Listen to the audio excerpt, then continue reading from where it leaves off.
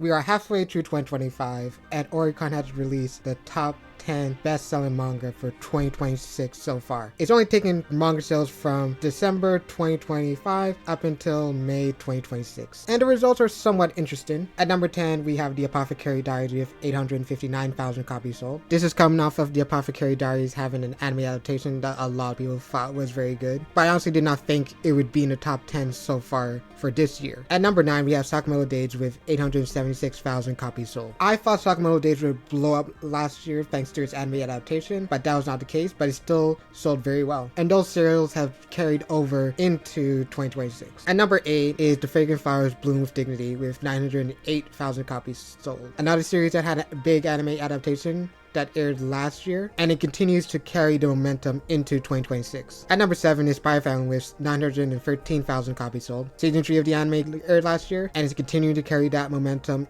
into 2026. But regardless, Spy Family usually sells individual manga volumes very well. Usually a new volume sells about 1 million copies. At number 6 is Jujutsu Kaisen Modulo with 1.14 million copies sold. The Jujutsu Kaisen brand is very strong. The sequel short series for JJK with no anime adaptation sold 1 million copies halfway through the year. Based on those numbers, I believe it'll finish in the top 10 at the end of the year. Number 5 is Chainsaw Man with about 1.15 million copies sold. I didn't think Chainsaw Man had the legs to be in the top 10 either mid-year or end of year, since there was just such a long break between the anime adaptations. But thanks to the Rise movie releasing last year and the manga ending earlier this year, Chainsaw Man's in the top 10. Will it carry over to the end of the year?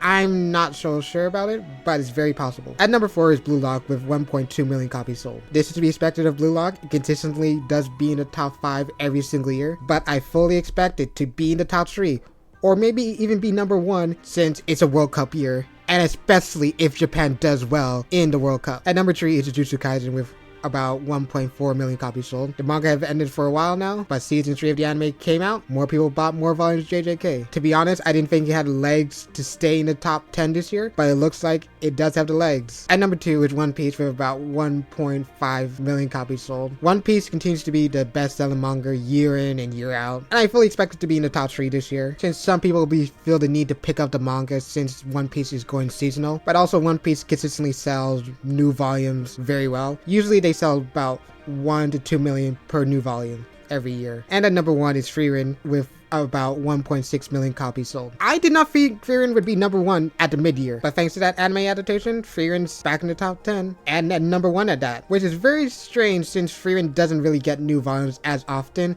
since the manga has been on and off for a while now. But based on these sales, I think it can be in the top 10. Still hold on to that number 1 spot? I don't think that's gonna happen. In terms of surprising of the mid-year rankings for manga, I'm surprised Kingdom is not here, since Kingdom has always been staple within these rankings, either mid-year or end of year. But I expect Kingdom, with new volumes coming out, will be in the top 10 by the end of the year, since new volumes always sell well. But in terms of series, I think will be in the top 10 by the end of the year. It's hard to say really at this point because you never know what next big anime comes out that helps boost its manga sales, but I'm still holding out hope that either Akane Banashi, Gachiakata, Kagurabachi, and Ichi the Witch will be in the top 10 by the end of the year, thanks to anime adaptations being announced or currently airing, or hype around these series slowly being built up, but only time will tell. Anyways, what do you think were surprises in this top 10 mid-year manga rankings in Japan? Leave your thoughts in the comment section down below. Anyways, I've been D-Man. You can find me anywhere at D_man416x, and I'll see you when I see you.